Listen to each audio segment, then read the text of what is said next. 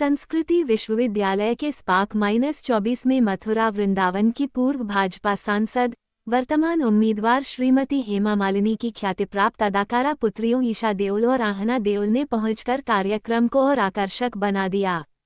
मंच पर पहुंचकर जहां ईशा देओल ने जहां जमकर ठुमके लगाए, वहीं आहना ने विद्यार्थियों से अधिक वोट डालने की अपील की।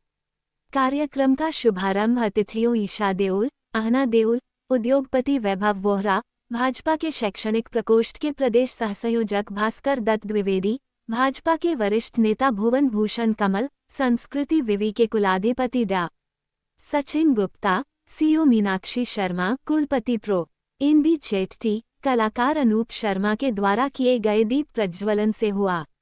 मंच पर जब अदाकार, प्रोड्यूसर ईशा देओल विद्यार्थियों को अपनी बात कहने को हुई तो उत्साह और रोमांच से लबरेज छात्र छात्राओं ने इतना तेज स्वरों में उनका स्वागत किया कि वो बोलने से पहले ही मंत्रमुग्ध हो गईं। उन्होंने ब्रज से अपने प्रेम और आकर्षण की बात कही। उन्होंने कहा, आप सब ब्रजवासी बहुत प्यारे हैं जिन्होंने हमारी मां को अपने प्रेम में बांध लिया है। इसी बीच पार्श्व में बज उठे तेज संगीत पर वो एकाएक मस्ती में आ गईं और गाने के बोलों पर यकायक ठुमके लगाने लगीं। बस छात्र छात्रा यही तो चाह रहे थे, उनके साथ साथ वे भी झूमने लगे। उन्होंने यादगार फिल्म शोले में पिता के प्रसिद्ध डायलॉग भी बोले। ये क्रम चलता रहा और वे विद्यार्थियों के साथ खूब ठुमके लगाती रहीं। उनके बाद जब उनकी बहन आहना विद्यार्थियों से मुखातिब हुई तो मंच पर निहायत संकोची, शर्मीली और कम बोलने वाली इस अदाकारा ने बहुत महत्वपूर्ण भूमिका निभाई। उन्होंने विद्यार्थियों से कहा कि कुछ करिए ना करिए 26 अप्रैल को वोट डालने जरूर जाइए। उन्होंने मत के महत्व को समझाया। संस्कृति विवि के कुलाधिपति डा. सचिन गुप्ता आज नई भूमिका में नंजा आए। उन्होंने मंच पर ईशा देओल से अनेक सवाल किए। उन्होंने उनसे पूछा कि आपको अभिनय के क्षेत्र से एक प्रोड्यूसर की भूमिका में आने पर कैसा लगा, तो उन्होंने कहा कि मेरे अंदर ऐसा कुछ था कि मुझे लगा कि मैं ये काम कर सकती हूँ, तो मैंने फिल्म प्रोड्यूस की। अगला सवाल बहुत सीधा सरल था कि आपको मथुरा कैसा लगा। ईशा के चेहरे पर मुस्कुराहट आ गई। उन्होंने कहा कि मुझे तो पहले इसलिए ही अच्छा लगता था कि मेरी माँ को अच्छा लगता है, लेकिन यहाँ आकर जो मैंने लोगों का प्यार देखा तो मुझे समझ आया कि ये शहर क्यों अच्छा है। सचिन जी के इस सवाल की मथुरा आपकी माँ हेमा जी का पहला घर बन गया है और आपका दूसरा, क्या आप भी मथुरा को अपना पहला घर बनाना चाहेंगी?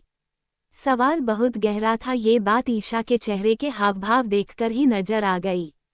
उन्होंने बहुत सोचकर जवाब दिया कि हमारा घर मुंबई में है, माँ को मथुरा बहुत रास आया, उन्होंने यहाँ भी एक घर बना लिया, इसलिए मैं मानती हूँ कि दोनों ही घर हमारे हैं।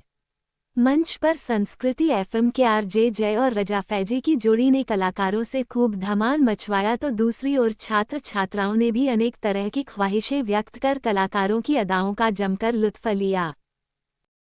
सेम लग रहा है, यहाँ के सड़कें, यहाँ का जो इंफ्रास्ट्रक्चर सब इतना अच्छा हो गया है और साफ लग रहा है। It's looking beautiful. I think के लिए तो बन गया है ऑलरेडी, क्योंकि बहुत कम आते हैं बॉम्बे, और जब आते हैं तो मथुरा का हैंगओवर लेके आ जाते हैं साथ में, और खाली मथुरा के बारे में बात करते रहते कि यू नो और क्या क्या करें इस जगह को और डेवलप करने के लिए, और साथ साथ में ही वो ये भी चाहते हैं कि वृंदावन की जो कुंज गलियाँ हैं उन्हें भी अच्छे से मेंटेन किया जाए, साफ सफाई। अभी मैं बहुत समय बाद आ रही हूँ ऑनेस्टली, और ऐसा देखिए, मम्मी का एक्शन अलग है, पापा का एक्शन अलग है, लेकिन दोनों जब मिल जाते हैं तो एक्शन का कोई मुकाबला नहीं करो।